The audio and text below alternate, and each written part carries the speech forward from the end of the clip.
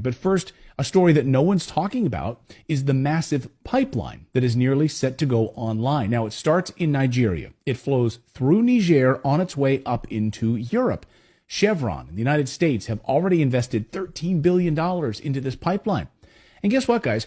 After the Nord Stream pipeline destruction, Chevron stepped up production to get this up and running. Hey, we'll speed this up. We'll fast track this. And now the people of Niger are saying, wait a second. Why are we going to allow a pipeline to flow right through our country so Europe can have natural gas? You are doing nothing for us. You continue to steal from us. Sorry, no more pipeline. This is why Europe is terrified this morning. The United States already blew up the Nord Stream pipeline, put their own pipeline into action in Africa. Smart business move, right? We'll just blow up the competition. Imagine Walmart doing that to Target stores. Yeah, we're just going to blow up those stores. Now you got to shop at Walmart. And now Niger is saying, hey, sorry, you're not going to use our country to transport your natural gas into Europe. Get out of here. So Europe is facing catastrophe with no Nord Stream pipeline coming from Russia any longer. And now the threat of this pipeline being shut down through Africa. This was their salvation, this pipeline. And then add into it uranium and Europe's nuclear power. The United States gets over 50% of its uranium from Russia, despite all of the sanctions that the United States has placed against Russia. They left uranium off the list. I love this. I love that they chose to sanction every other thing, but they left uranium off the list because we need it so badly. We need it desperately. Why? The United States is so heavily dependent on Russia for uranium that Putin could literally flip a switch, literally destroy the American economy by turning off the lights. A major backup resource of uranium is Niger. The French, the United States, have been essentially stealing uranium from African countries for decades. And again, these countries are saying enough is enough. We are sovereign countries. Get out of here. We are going to keep our own minerals and make our own decisions. And Russia is giving them that option right now. We want you to keep your sovereignty. We want you to be an independent country, not a slave to the West. Listen to Africa Bureau Chief Musa Ibrahim explain how the people of Africa want to gain back their wealth, their minerals, stop giving it away to America and Europe. What people want is to gain back their wealth, back their uranium, their gold, their iron, their phosphate, their oil, their gas. And this scares the West because this means the true democracy will take place in Africa when people actually own their own land and the wealth of Africa does not go untaxed, unsupervised from the mines in Niger to the banks of Paris and the financial sector in Britain. And he's right. Niger's coup isn't happening in a vacuum. This isn't a singular event. They're now pushing back against this neocolonialism in a larger multipolar world, saying this unipolar order that America has ruled for many, many years, seeking to keep your boot on the people of Africa, is not going to stand anymore. Africans are seeking to regain their national sovereignty.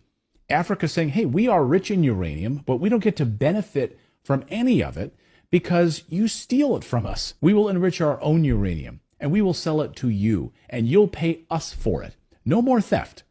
Africa is in the middle of a revolution right now. Take a look at this map just published on Friday.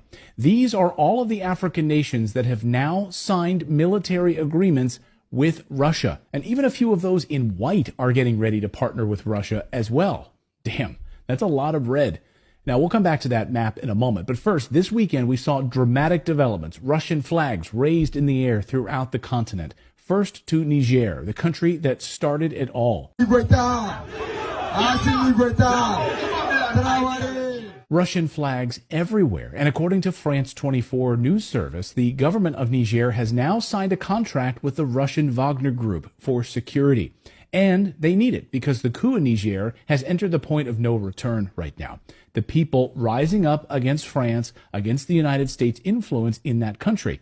The Western powers that have controlled Niger for decades are now being pushed out.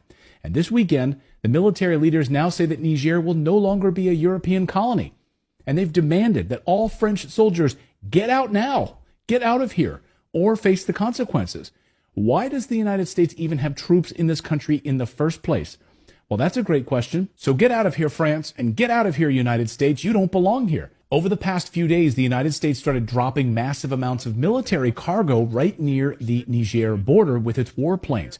But that threat is not stopping the people of Niger. Tens of thousands of people marching in that country this weekend, celebrating their independence and shouting no to foreign military bases, no to poverty, no to the West stealing their uranium, their phosphate, and other minerals. Get out of here now. All of the ambassadors' offices to the Niger Republic Mission Service, the United States, France, Nigeria, and Togo have all been terminated. All of their offices are now officially shut down by the Niger government. The head of the military just made this announcement. So other African nations are now showing their support for Niger and starting to say the very same thing. Get out of our country. This weekend, the people in Senegal rising up against Western colonial governments controlling their country. The CIA, MI6, and other Western intelligence services are doing whatever they can right now, spinning their wheels, trying to hold on to power in these countries with their puppet governments. The people in West Africa are fiercely anti-American imperialism, so it wasn't a surprise then to see the country of Guinea announce they are supporting Niger as well. La République de Guinée réaffirme par ce communiqué sa vision panafricaniste en apportant sa solidarité à la population nigérienne. This is massive, and Colonel Douglas McGregor says the people who've had their minerals stolen for years are saying enough is enough. Get out of my country. The Africans are fed up with it. And so this is an example in Niger where a supposedly U.S.-backed government with a U.S.-trained military suddenly turned around and said, I think all of you white people need to get out of here. We've had it with you. Go away. Go, Europeans leave.